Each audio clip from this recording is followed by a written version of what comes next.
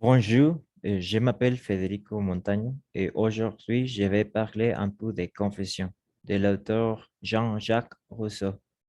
Cette œuvre, qui couvre les 53 premières années de la vie de Rousseau jusqu'en 1765, a été publiée 4 ans après la mort de Rousseau, même si ce dernier a lu des extraits de son manuscrit en des salons littéraires.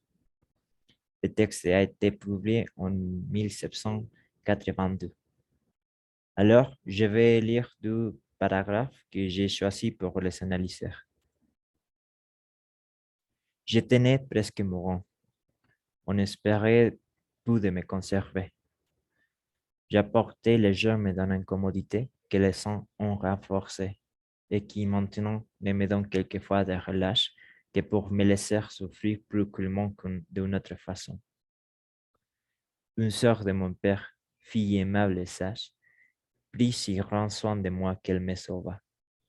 Au moment où j'écris ceci, elle est encore en vie, soignant, à l'âge de 80 ans, un mari plus jeune qu'elle, mais aussi par la boisson. Chère tante, je vous pardonne de m'avoir fait vivre. Je m'afflige de ne pouvoir vous rendre à la fin de vos jours les tendres soins que vous m'avez prodigués au commencement du mien. J'ai aussi mamie Jacqueline, encore vivante, saine et robuste. Les mains qui m'ouvrirent les yeux en menaçance pourront me les fermer à ma mort. Je sentis avant de penser. C'est le sort commun de l'humanité. Je l'éprouvais plus qu'un autre. J'ignore ce que j'ai fait jusqu'à 5 ou 6 ans. Je ne sais comment j'ai appris à lire. Je ne me souviens que de mes premières lectures et de leur effet sur moi. C'est le temps d'où je date sans interruption la conscience de moi-même. Ma mère avait laissé des romans. Nous nous mîmes à les lire après super, mon père et moi. Il n'était question d'abord que de m'exercer à la lecture par des livres s'amusant, mais bientôt l'intérêt devint si vif que nous lisions tour à tour sans relâche et passion la nuit à cette occupation. Nous ne pouvions jamais quitter qu'à la fin du boulot. Alors, l'analyse que je propose commence comme ça. La première citation que j'ai choisie, c'est la première ligne du texte, de paragraphe que j'ai choisi. J'étais né presque mourant. Je trouvais qu'il s'agit d'un oxymoron et mon interprétation que j'ai trouvée à partir du contexte d'œuvre, c'est la mère de Rousseau est décédée à son naissance. Et sa vie implique la mort et son naissance implique la mort de sa mère.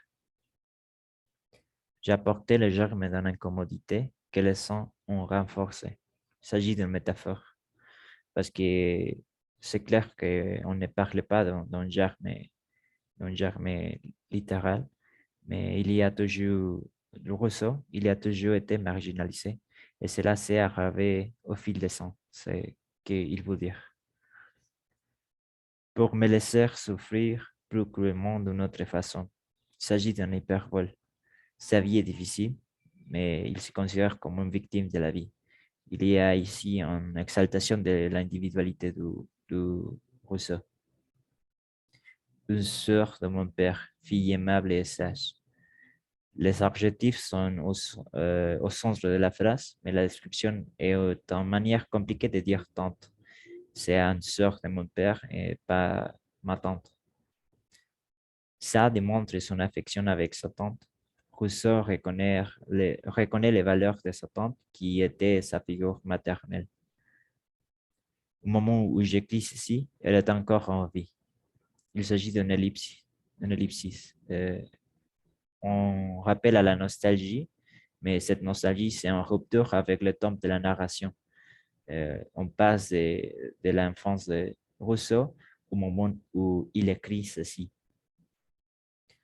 Un mari plus jeune qu'elle, mais aussi par la boisson. Et j'ai trouvé en contraposition de qualité. C'est un mari que c'est jeune, mais il est avec la maladie de l'alcoolisme. Il écrit son oncle de manière distante car il ne l'apprécie pas autant.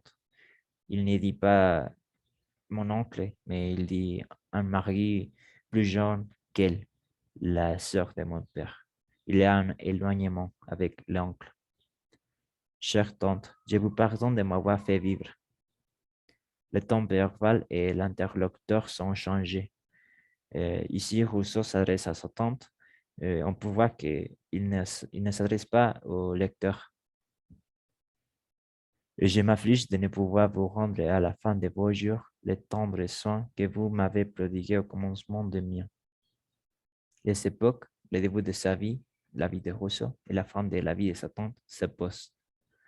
D'une certaine manière, ils se sont redevables envers elle, mais reconnaît qu'il ne peut pas les rembourser. Les mains, les mains qui m'ouvrent les joues à ma naissance pourront me les fermer à ma mort. Il s'agit d'un oxymoron, la naissance et la mort. Il semble de se reconnaître au crépuscule de sa vie. L'autobiographie, ici, c'est encore introspectif. C'est en réflexion après une vie déjà vivée, on peut dire, une vie déjà passée. Ce sont des premières 53 premières années de la vie de Rousseau, c'est déjà tout en vie. Nous nous mîmes à le lire après super, mon père et moi. On trouve ici en répétition des sons nasales N et M. Nous mîmes, ici super, père, moi, mon. Et ça fait lyrique, et il donne de lyrisme à les souvenirs de l'enfance.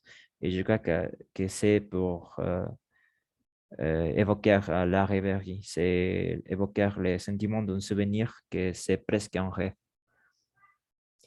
Et finalement, que nous lissions tour à tour sans relâche et passion la nuit à cette occupation. Ici, on trouve des rimes, lission, et occupation, passion. Le récit devient presque poétique et il élève esthétiquement son souvenir en les décrivant.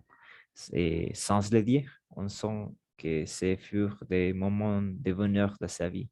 C'est juste le sentiment d'élever un souvenir presque comme un rêve, quelque chose qu'on on manque dans la vie. C'est la question de la mélancolie que je trouve dans l'œuvre de Rousseau et que je crois que c'est une constante dans les confessions de Rousseau. Et alors, j'espère que mon analyse c'est de bien fait. Désolé. Au revoir.